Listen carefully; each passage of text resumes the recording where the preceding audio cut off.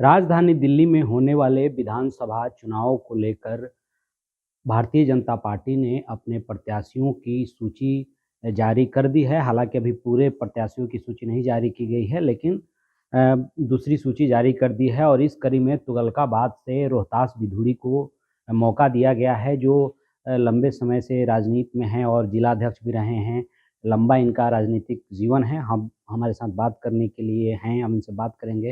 रोहतास जी, क्या कहेंगे? आपको पार्टी ने मौका दिया है इस बार चुनाव में। पहले क्या कहेंगे जो पार्टी ने मौका दिया है?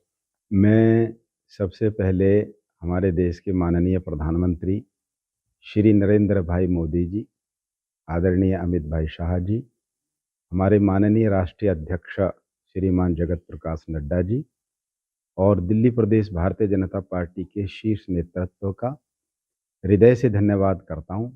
उन्होंने मुझे इस योग्य समझा है और इस जिम्मेदारी को मुझे दिया है। मैं हृदय से और आत्मा से ये प्रयास करूंगा कि इस जिम्मेदारी का निर्वाह ठीक प्रकार से कर सकूं। आदरणीय प्रधानमंत्री श्री नरेंद्र भाई मोदी जी ने जो मंत्र हमें दिया है, सेवा ही संगठन, और सेवा करने के लिए हम संगठन के माध्यम से लोगों के बीच में जाएंगे। प्रधानमंत्री जी की कल्याणकारी योजनाएं जो पूरे देश भर में चल रही हैं, वो दिल्ली में भी लागू हों और दिल्ली के लोग भी उससे लाभान्वित हों, ये हमारा प्रयास रहेगा। बिधूरी जी, अब आते हैं चुनाव पर। 10 सालों से आम आदमी पार्टी की सरकार है। कई उनके इस बार भी दावे हो रहे हैं महिलाओं को फ्री। किस तरीके से आप लोग चुनौती देंगे आम आदमी पार्टी को, और विशेषकर जो आपका सीट है तुगलकाबाद, कई मायनों में चुनौतीपूर्ण रहता है बीजेपी से, क्योंकि 2-3 पिछले 2 चुनाव से बीजेपी यहाँ जीत नहीं पाई है। क्या कहते हैं? कैसे आप इस सब चीज़ों को देखते हैं? देखिए साहब, ये जो आपदा है, आम पार्टी की सरकार है, ये केवल और केवल झूठ, फरेब, जालसाजी और मिथ्या प्रचार के माध्यम से दिल्ली के ऊपर आकर के बैठ गई है। थोड़ा समय निश्चित रूप से लगा है। इनकी जो वास्तविकता है वो जनता के सामने आ गई है और जिस प्रकार से आदरणीय प्रधानमंत्री जी पूरे देश के अंदर कल्याणकारी योजनाओं के माध्यम से सेवा प्रदान कर रहे हैं, दिल्ली की जनता ने भली प्रकार समझ लिया है कि ये लोग केवल अपना हित साधन करने के लिए सरकार में आए हैं। लोगों के कल्याण के लिए, जनहित के लिए इनके अंदर कोई भी भावना नहीं है। और इसको सबसे अच्छा यदि हम देखें तो परिलक्षित करती है शराब नीति। जिस समय पूरा विश्व कोरोना महामारी से जूझ रहा था, सभी को अपने जीवन को बचाने के लिए बहुत ही मुसीबतों का सामना करना पड़ रहा था, उस समय ये लोग जन भावनाओं को न समझते हुए शराब नीति बनाने में लगे थे, लोगों को शराब पिलाने में लगे थे। इसी से समझ में आता है ये एक संवेदनशील सरकार नहीं है, ये संवेदनाहीन सरकार है और इनका लोगों के कल्याण से, जनभावना से कोई लेना देना नहीं है। ये हम सब ने ठीक प्रकार से समझ लिया है और अब दिल्ली की जनता, जैसा कि हम सब देख रहे हैं, सभी ने मन बना लिया है। अब नहीं सहेंगे, बदल के रहेंगे। ये कोई नारा मात्र नहीं है जिसको भारतीय जनता पार्टी लेकर के आई है। ये जनभावना है दिल्ली की और दिल्ली निश्चित रूप से इस बार बदलाव करेगी और हमारी दिल्ली के अंदर भारतीय जनता पार्टी की सरकार बनेगी। भारतीय जनता पार्टी सुशासन देगी और जनता की भावनाओं के अनुसार कार्य चलाएगी। तुगलकाबाद की अगर बात करें, तुगलकाबाद में क्या मुद्दे देखते हैं? क्या ऐसी मुद्दे हैं जिस पे काम नहीं हुआ उनके विधायक के द्वारा, जिसको अब लेकर के जनता के बीच जाएँगे ताकि जनता का आपको समर्थन मिल सके? और क्यों जनता आपको चुने? ये सब चीज़ों को क्या ऐसा काम हुआ है जो तुगलकाबाद में विशेषकर नहीं हुआ? देखिए साहब, सबसे पहला तो हमारे यहाँ पानी की बहुत ज़्यादा भीषण समस्या है। अभी सर्दी का समय है, जब यहाँ गर्मी आती है और भीषण गर्मी पड़ती है, तो पानी की एक-एक बूंद के लिए त्राहिमाम होता है। लोग एक-एक कैन के लिए 30-30, 40-40 रुपए देकर के पानी लाते हैं। उसी से ही वो अपना भोजन भी बनाते हैं और उसी से ही अपने दैनिक कार्य भी करते हैं। जिस प्रकार से केजरीवाल ने झूठा वायदा किया कि हम सभी को मुफ्त पानी देंगे। अरे भैया, पानी तो आप मुफ्त में तब देंगे जब पानी होगा और आपने सभी को पानी मिले और नल के द्वारा पानी मिले। आदरणीय प्रधानमंत्री जी ने नारा दिया, सभी को नल से जल, लेकिन दिल्ली के अंदर हम उसको फलीभूत नहीं कर पा रहे हैं और उसका कारण है ये आपदा, जो आपदा सरकार आकर के बैठ गई है। इन्होंने जो भी कल्याणकारी योजनाएं प्रधानमंत्री जी की आती हैं, हठात बलात् जबरदस्ती करके ये इनके इन प्रकरण उसको रोकने का ये लोग प्रयास करते हैं। दूसरी बड़ी समस्या है हमारे क्षेत्र के अंदर जो झुग्गी झोपड़ी क्षेत्र है, उसमें कोई भी सुविधा, कोई भी विकास दिखाई नहीं देता है। लोग नारकीय जीवन जीने के लिए मजबूर हैं। मैं किसी दिन आपको अपने साथ लेकर के चलता हूँ।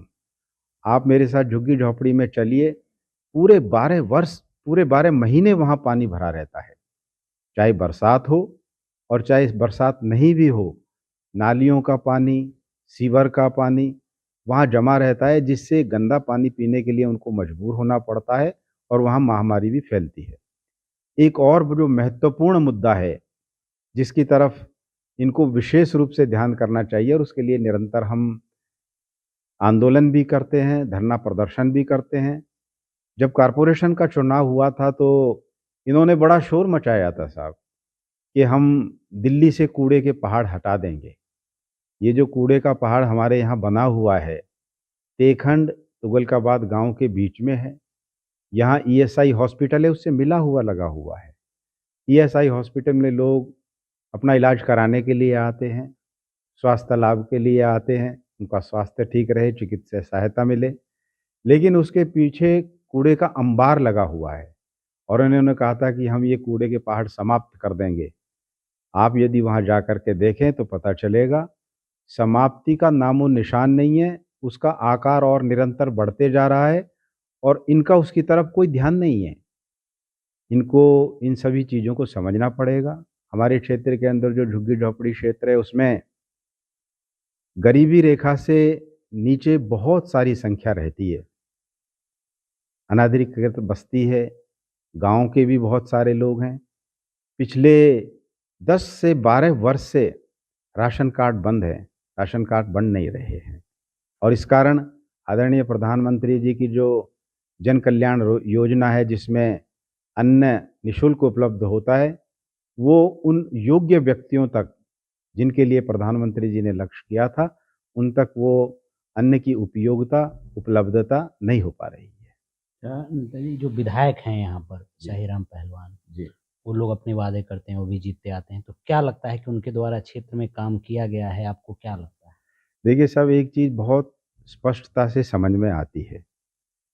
केजरीवाल जिस प्रकार से अपनी सरकार चला रहे हैं, आप यदि क्षेत्र के लोगों से पूछेंगे कि आपके विधायक का नाम क्या है, आपने अपने विधायक को देखा है, आपके विधायक ने क्या-क्या विकास के कार्य किए हैं, क्या-क्या समस्याएं सुलझानी है, तो आपको सभी जगह नकारात्मक जवाब मिलेगा। उसका कारण है, ये केवल और केवल यूनिपोलर सरकार है। इन्होंने कोई कार्य विभाजन नहीं किया है। विधायकों को जिता करके केवल और केवल सत्ता अपने हाथ में हस्तगत कर ली है। 4-5 लोग इस पार्टी को भी चला रहे हैं और 4 ही 5 लोग इन सरकारों को भी चला रहे हैं। विधायक यदि हम देखें तो वो हमें बिल्कुल निरीह दिखाई देते हैं। ना वो कुछ कर सकते हैं, ना कुछ सोच सकते हैं। और एक और बात जो बहुत अच्छी तरीके से समझ में आती है, इन्होंने जानबूझ करके ऐसे विधायकों को चयनित किया है जिनके अंदर कोई टैलेंट नहीं है, उनकी अपनी कोई योग्यता नहीं है, कोई क्षमता नहीं है और इसीलिए उनको जो भी मिलता है अपना जीवन यापन निरीह बन करके वो कर रहे हैं। ये सरकार बिल्कुल भी लोकतांत्रिक सरकार नहीं है, ये एक अराजक सरकार है। इसको जितना जल्दी से जल्दी हमारे सभी प्रिय और सम्माननीय दिल्लीवासी बदल देंगे, ये हम सबके लिए लाभदायक होगा। तो क्या लगता है दिल्ली में परिवर्तन होगा या और तुगलकाबाद में परिवर्तन होगा? क्या लगता है? निश्चित रूप से परिवर्तन होगा। आप क्षेत्र के अंदर निकल कर के देखेंगे, लोग तैयार बैठे हैं, कब 5 फरवरी आए, उन्हें अपने लोकतांत्रिक अधिकार को प्रयोग करने का अवसर मिले और वो जल्दी से जल्दी इस आपदा से मुक्ति पाएँ। अच्छा, कुछ विरोध भी देखा जा रहा है टिकट बँटवारे के बाद, तो उसको आप लोग पार्टी को नुकसान होगा या फ़ायदा होगा, क्या देखिए, लगता है? क्या है कि ये जो चीज़ें दिखाई दे रही हैं या ये जो घटना कहीं न कहीं छिटपुट हुई है, निश्चित रूप से ये मैं कहूँगा कि जो विरोधी लोग हैं, जो डर गए हैं कि हमारी सरकार जाने वाली है, उन्होंने इसको प्रायोजित किया है। इसमें कोई भी सत्य नहीं है और इन चीज़ों को मैं समझता हूँ कि ज़्यादा वजूद देने की भी आवश्यकता नहीं है। ये सामान्य प्रक्रिया है, ये चलती है और समाप्त हो जाती है। अच्छा, तुगलकाबाद में इस बार क्या होने जा रहा है? 5 फरवरी को, फिर 8 फरवरी को परिणाम आएँगे। मैं ईश्वर से प्रार्थना करता हूँ, जिस कठिनाई और यातना भरे जीवन में हमारे तुगलकाबाद विधानसभा के सभी निवासीगण, सभी मतदातागण यहाँ रह रहे हैं, जैसा जीवन वो जी रहे हैं, उससे मुक्ति पाएँगे और निश्चित रूप से परिवर्तन होगा। भारतीय जनता पार्टी यहाँ से विजयी हो, ईश्वर हम सभी को आशीर्वाद प्रदान करे और हम सभी मिल कर के इस क्षेत्र को विकास करेंगे, इसको विकसित अपना क्षेत्र बनाएँगे। अच्छा, दिल्ली में कई सीटों पर बात कही जा रही है कि त्रिकोणीय मुकाबला हो रहा है। तुगलकाबाद में क्या देखते हैं? यहाँ पे कांग्रेस से आपकी चुनौती है या आम आदमी पार्टी से? क्या लगता है यहाँ कांग्रेस कुछ है, क्या लगता है? देखिए साहब, जिस प्रकार का वातावरण बना हुआ है, भारतीय जनता पार्टी की तरफ सभी लोगों ने लक्ष्य कर लिया है और भारतीय जनता पार्टी जिस प्रकार से प्रत्येक घर में जा कर के अपनी योजनाएँ समझा रहे हैं, अपने विश्वास का प्रकटीकरण कर रहे हैं, क्षेत्र की जनता उनको बड़े ही उत्साह के साथ और उल्लास के साथ स्वीकार भी कर रही है। दिल्ली में भारतीय जनता पार्टी की सरकार बनेगी, ऐसा मैं विश्वास के साथ कह सकता हूँ। तो चुनौती किस पार्टी से मानते हैं? वो तो समय बताएगा जी।